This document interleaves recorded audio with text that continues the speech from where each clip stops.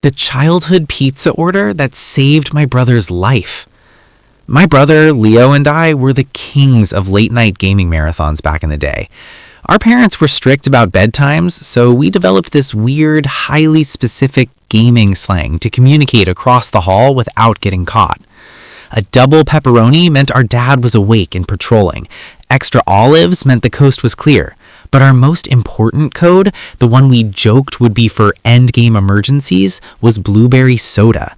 We hated blueberry soda. It was our signal for, I'm in serious trouble, drop everything and come find me. Fast forward 15 years. Leo is a traveling sales rep, and I'm a high school teacher. We talk once a week, usually just checking in, but last Tuesday I got a series of texts from him that felt wrong. The first one said, "Hey man, just letting you know I'm taking a detour through the mountains to clear my head, going off grid for a few days to find some inner peace. Don't worry if I don't answer." Leo hates hiking. He thinks inner peace is something people only talk about in overpriced yoga retreats. He's a city guy through and through. An hour later, another text. "Actually, I might stay longer. Found this amazing little cabin. The view is a level 10 out of 10. I'm finally living the dream." My stomach did a slow roll.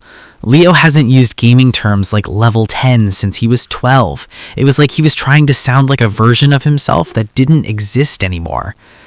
I replied, "Sounds cool, man. What are you eating up there in the wild?" He replied almost instantly, "Just some local snacks. They even have that blueberry soda we used to love as kids. It's so nostalgic." The phone nearly slipped out of my hand. Blueberry soda. He wasn't living the dream, he was being watched. Someone was looking at his phone, but they didn't know our history. They didn't know that blueberry soda was our SOS button. I checked his location sharing. It was turned off, but I remembered he mentioned a detour through the mountains and a cabin. I knew he was traveling between Denver and Salt Lake City. I didn't call his phone. I didn't want to alert whoever was with him. Instead, I called the highway patrol. I told them my brother was being held against his will and gave them the blueberry soda context. At first, the dispatcher sounded skeptical until I pointed out the level 10 and inner peace inconsistencies. They tracked his last known cell ping to a remote logging road. 2 hours later, I got a call. They found his car hidden behind an abandoned ranger station. A guy he'd picked up at a gas station, a hitchhiker with a long, violent history, had pulled a knife and forced Leo to drive into the woods. He was making Leo send those texts to buy time before he finished the job. The police caught the guy as he was trying to move Leo to a shed. When I finally talked to Leo, he was shaken, his voice cracking. The first thing he said was, "I knew you'd never forget the soda."